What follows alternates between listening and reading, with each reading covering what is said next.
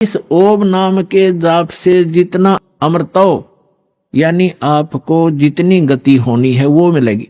अब इसका प्रमाण आपने श्रीमद् भगवत गीता अध्याय नंबर 8 के श्लोक नंबर 13 में मिलेगा कि गीता ज्ञान दाता भी ये ब्रह्म ही है। श्री कृष्ण जी में प्रवेश करके बोल रहा है, ये कह रहा है कि ओम इति एकाक्षरम ब्रह्म व्यवहारण माम अनुसमरण यह प्रयाति तजन देहम स याति परमाम गतिम।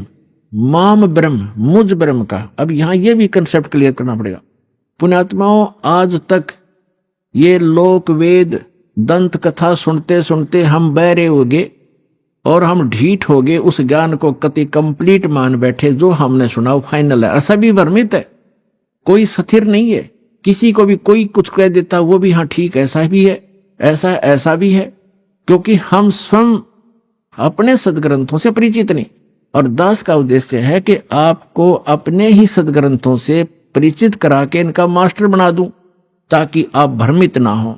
जैसे श्रीमद् भगवत गीता अध्याय नंबर 2 के श्लोक नंबर 53 में कहा कि अर्जुन, जब भिन्न भिन्न प्रकार के भ्रमित करने वाले वचनों से ज्ञान से आपकी बुद्धि हटकर एक परमात्म ज्ञान पर स्थिर हो जाएगी, उस परमात्मा के ज्ञान पर स्थिर हो जाएगी, तब तू योग को प्राप्त होगा, तब तो तू भगत बनेगा, यानी भक्ति योग्य होगा। तो जब तक आप भ्रमित हैं, कोई कुछ कह देता वो भी ठीक, वो कहता वो भी ठीक, तो तब तक आप भक्त नहीं बन सकते, आप सफल नहीं हो सकते।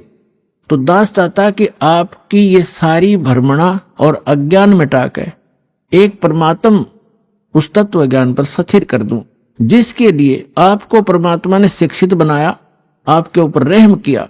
और दूसरा रहम ये किया कि ये इंस्ट्रूमेंट, ये उपकरण बनवा दिए इलेक्ट्रॉनिक, ये प्रोजेक्टर, सीडी, टेलीविजन मीडिया, जो इलेक्ट्रॉनिक मीडिया, ये आपके लिए तैयार करवाया परमात्मा ने कि आज घर बैठे आप सत्संग समझ सकते हो, वेदों को जान सकते हो और सभी सदग्रंथों को आप समझ सकते हो।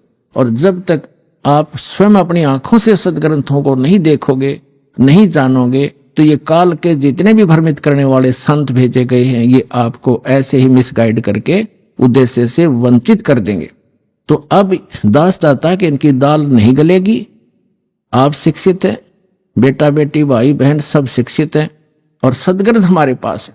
तो अब एक ये समझो कि आपका जीवन का उद्देश्य क्या है, ये समझ में आओगा सत्संग से।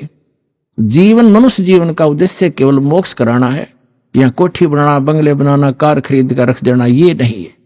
ये तो एडिशनल है, बाई प्रोडक्ट है भक्ति का, जो दास आपको भक्ति देगा परमात्मा की दी हुई। इस साधना से आप जो सुख वैसे सारा जीवन खोजने में लगे रहते हो, प्राप्त करने में, वो नहीं मिलते। तो इस भक्ति का वो बाई प्रोडक्ट है, वो तो आपको वैसे ही मिलेंगे।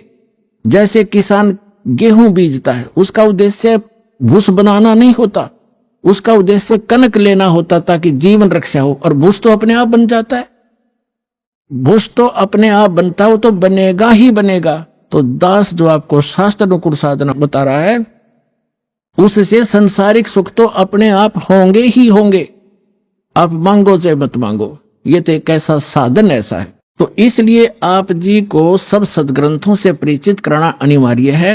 अब ये जो यजुर्वेद अध्याय नंबर 40 के मंत्र नंबर 15 और 17 को समझने के लिए ये श्रीमद् भगवत गीता आपका घना सहयोग देगी, क्योंकि श्रीमद् भगवत गीता चारों वेदों का सारांश है और सिंपल लैंग्वेज में है, वेदों से भी सिंपल लैंग्वेज में है ये। तो इससे हम देखेंगे, देखिएगा, ये श्रीमद् भगवत गीता गीता प्रेस गोरखपुर से प्रकाशित, इस जयदयाल गोविंद का इसके अनुवादक हैं, गीता प्रेस गोरखपुर से ये प्रकाशित है। अब आपको दिखाते हैं 8वें अध्याय का 13वां श्लोक, ये देखिएगा। और श्रीमद् भगवत गीता अध्याय नंबर 8 और श्लोक नंबर ये 13 है। हम संस्कृत पढ़ेंगे, हम पढ़े हैं, शिक्षित हैं, हम पढ़े लिखे हैं। ओम इति एकाक्षरम ब्रह्म व्यवहारण माम अनुसमरण ये प्रियाति तदंदेहम स याति परमाम गतिम। 13वां, इसका अर्थ है कि माम ब्रह्म, जो गीता ज्ञान दाता श्री कृष्ण में बोल रहे हैं, माम ब्रह्म, मुझ ब्रह्म का, ओम इति एकाक्षर, ये ओम एक अक्षर है, नथिंग एल्स। और व्यवहारण अनुसमरण उच्चारण करके सिमरण करता हुआ ये प्रयाति तो जंदेहम, यानी शरीर छोड़कर जाते समय भस्मांतम शरीरम। वेद में यजुर्वेद अध्याय नंबर 40 के मंत्र नंबर 15 में भस्मांतम शरीर लिखा है, और इसमें लिखा है ये प्रयाति तजन देहम स याति परमाम गतिम। ओम से मिलने वाली जो परम गति है वो इस तरह प्राप्त होगी, मुझ ब्रह्म का, माम ब्रह्म, मुझ ब्रह्म का। ओम इति एक अक्षरम, ये ओम एक अक्षर है। सुमन करता हुआ, उच्चारण करके सुमन करता हुआ ये प्रयाति तो जंदेहम, जो शरीर छोड़कर जाता, स याति परमाम गतिम, वो परम गति को प्राप्त होता। ओम से मिलने वाली परम गति। ओम से मिलने वाली कौन सी परम गति है? ब्रह्मलोक प्राप्त होता है, क्योंकि ये ब्रह्म का सिमरन है, मंत्र है। और 8वें अध्याय के 16वें श्लोक में गीता जी में लिखा कि ब्रह्मलोक में गए हुए प्राणी भी पुनर्जन्म मृत्यु में आते हैं, वो भी पूर्ण मोक्ष प्राप्त नहीं करते। लेकिन ये कंसेप्ट जो आज इतना ही क्लियर करना था कि ये ओम मंत्र ये ब्रह्म का है। 8वें अध्याय के 1 में अर्जुन ने प्रश्न किया कि आपने जो 7वें अध्याय के 29वें श्लोक में जिस तत्ब्रह्म की जानकारी दी है, वो तत्ब्रह्म कौन है कि जिसको जानकर प्राणी केवल जरा और मरण से, यानी बुढ़ापे के दुख और मृत्यु से छूटने का ही प्रयत्न करते हैं। तो वो किम तत्ब्रह्म, जिसको जानने के बाद प्राणी यहाँ की किसी वस्तु की इच्छा नहीं करता। गीता ज्ञानदाता ने 8वें अध्याय के 3 श्लोक में कहा कि वो परम अक्षर ब्रह्म है। वो तो परम अक्षर ब्रह्म है, यानी गीता ज्ञानदाता से अन्य, वो सुप्रीम पावर है। श्रीमद् भगवद गीता अध्याय नंबर 15 के श्लोक 1 से लेकर 4 में, 16 और 17 में स्पष्ट किया हुआ है। इन पूरे ब्रह्मांड की एक स्थिति बताई है कि उल्टा लटका हुआ संसार रूपी वृक्ष है, ऊपर को जो जड़ है वो तो पूर्ण परमात्मा है, सबका धारण पोषण करने वाला, वो परम अक्षर ब्रह्म है। और वो जड़ तो प्रोक्ष है, गुप्त है, हिडन है, छुपी हुई है, और बाहर जो दिखाई देता वो वृक्ष कहलाता है।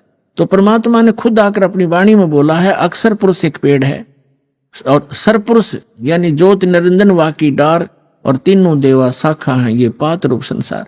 और पेड़ जो जड़ है वो गुप्त है, तो जो जमीन से बाहर दिखाई देता तना उसको अक्षर पुरुष समझो, आगे उसके मोटी डार निकलती है उसको सरपुरुष समझो, उसके 3 शाखाएं हैं, रजगुण ब्रह्मा सतगुण विष्णु तमगुण शिव जी रूपी ये शाखाएं समझो, और पात रूप हम सब संसार समझो। तो वृक्ष का पालन कहां से होता है? मूल से, जड़ से। तो श्रीमद् भगवद गीता अध्याय नंबर 15 के श्लोक 1 से लेकर 4 में और 16 और 17 मंत्र में यह स्पष्ट किया गया है कि तत्वदर्शी संत की पहचान भी बताई है कि तत्वदर्शी संत वो होगा जो इस उल्टे लटके हुए संसार रूपी वृक्ष के सभी विभागों को भिन्न भिन्न बता देगा। तो दास पर दया, ये पहले तो परमात्मा आए थे, तत्वदर्शी संत की भूमिका भी वही करके जाते हैं, इसलिए वो एक प्रसिद्ध कवि भी कहलाते हैं। लोकोक्तियों के माध्यम से, कविताओं के माध्यम से ज्ञान सुनाते हैं।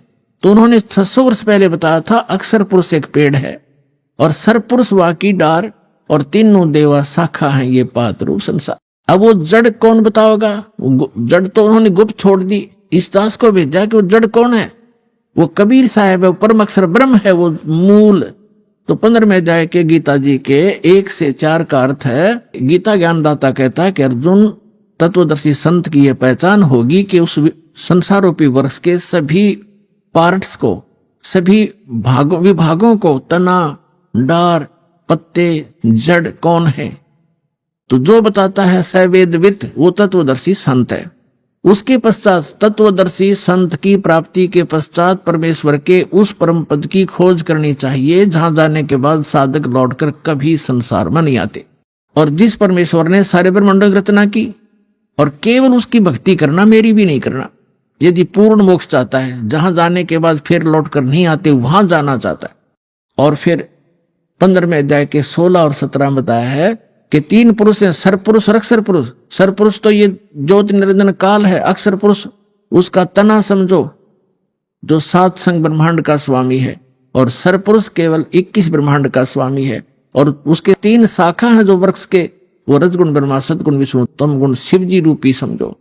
और फिर बताया है 15वें अध्याय के 17वें श्लोक में कि उत्तम पुरुष है तू अन्य परमात्मा इति उदाहरते। उत्तम पुरुष तो कोई और है, जिसको भगवान कहते हैं, परमात्मा कहते हैं, वही तीनों लोकों में प्रवेश करके सबका धारण पोषण करता है।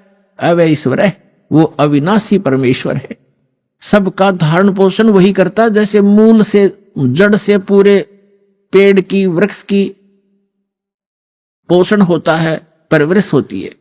तो यहां ये स्पष्ट किया। और कई आपको भ्रमित कर देंगे कि गीता अध्याय नंबर 15 के श्लोक नंबर 18 में गीता ज्ञानदाता कहता है कि मैं लोक वेद में पुरुषोत्तम प्रसिद्ध हूं।